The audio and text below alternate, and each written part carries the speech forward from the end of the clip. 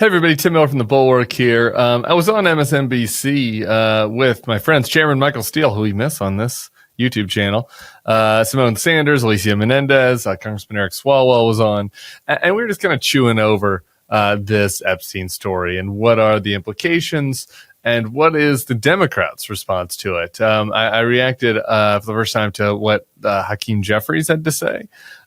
His plan was as far as what Democrats in Congress can do to bring pressure to bear.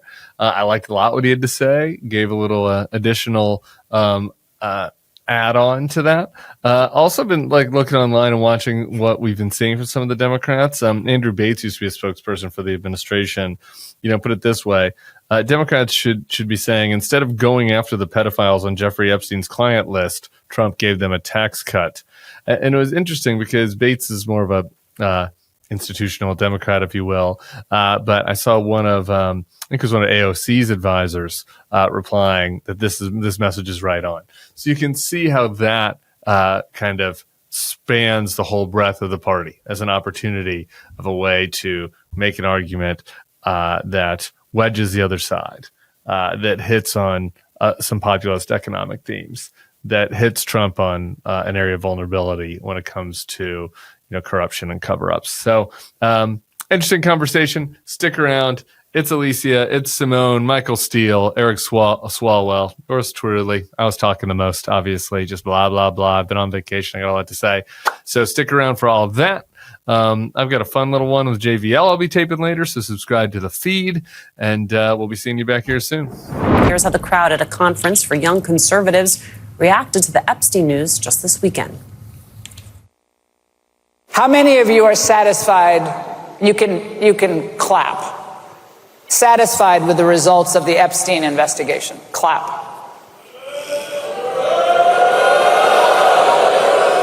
Okay, I told you to clap. Raise your hand if it matters a lot to you. Raise your hand.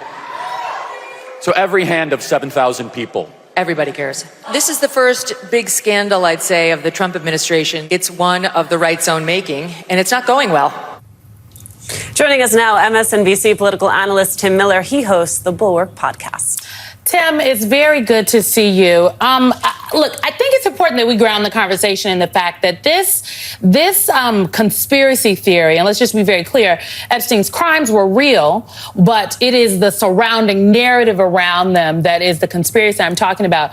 This conspiracy theory is actually very central to the MAGA base. It's about a lot of things. Jeffrey Epstein is the perfect symbol of this war on elites, if you will, that the MAGA Republicans often talk about. He helped give just a little bit of truth to a lot of the fringe pieces of the internet that used to be QAnon and now are what I would call mainstream MAGA.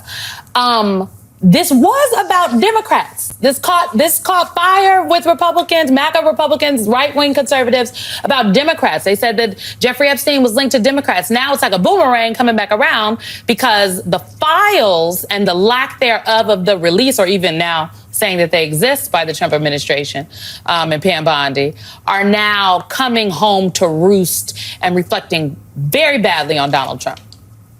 Yeah, for sure, Simone. Look, I think this is important for two reasons, within the kind of Republican mind, if you can get your head there.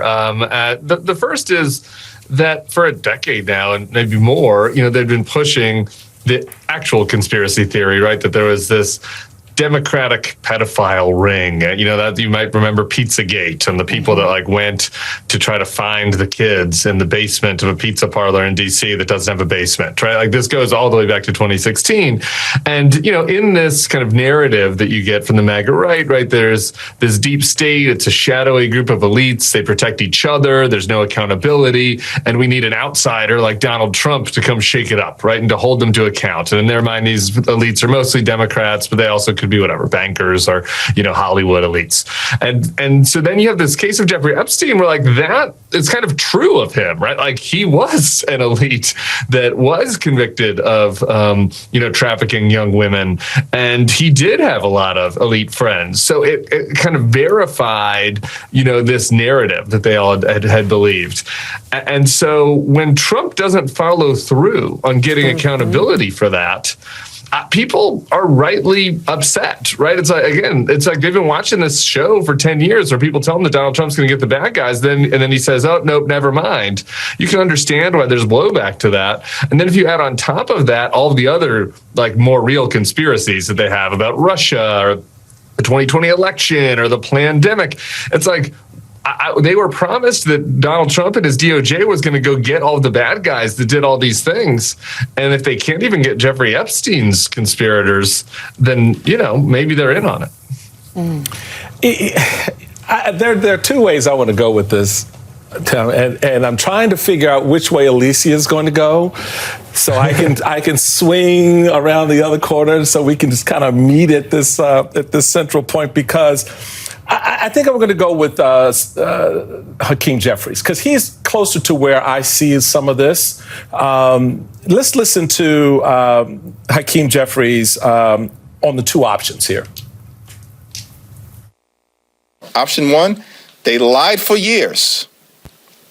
Option two, they're engaging in a cover-up. At this point, it seems reasonable that can only be one of the two things. If you're not hiding anything, prove that to the American people. And if you are trying to hide something, as many of Donald Trump's MAGA supporters apparently believe, then the Congress should actually work hard to try to uncover the truth. And that's kind of where I am, because here's the core thing to keep in mind. This whole thrust in the MAGA world about the Epstein files is that there's a list. There's a paper with names on it. And the presumption is that all the names on the list are Democrats. Okay, let's go with that. But keep in mind, that list of Democrats included one Democrat, Donald Trump, right? Who was hanging out with Epstein when he was a Democrat, when he was swinging and writing checks to Hillary Clinton, when he was going out and partying with New York's elites. So all of this is around this idea that somehow we're going to produce a list that's going to have all these Democrats, and the first Democrat on the list is sitting in the White House.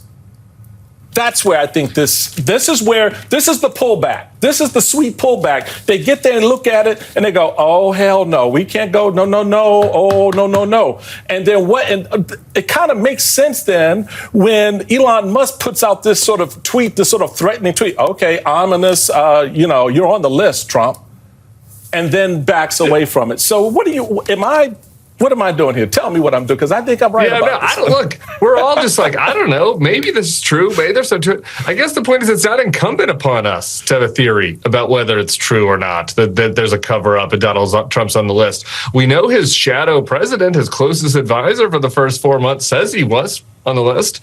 We know the deputy director of the FBI, which was once a serious role. It's a podcaster that's doing it now. But like the deputy director of the FBI was threatening to quit over this. So okay, maybe all these people are clowns, and maybe this is all a big WWE show. I don't know. But those are serious roles. If you're going to be the top advisor to the president of the United States or the deputy director of the FBI, and if those two people are saying there, then I do think it's incumbent upon Hakeem Jeffries to look into it in Congress, and they should. And the only other thing I'd add to what Jeffries said was the thing that's different about this case politically when he gave those two options, either it's a cover-up or he's been lying for years. In this case, on the lying for years side, it would be that he's been lying for years to his own people. And I do think that's meaningfully different, because I don't think MAGA voters, we know actually at this point, MAGA voters don't really care if Donald Trump lied to the public about stuff to get elected, right? Or lied to the media. They don't care about that.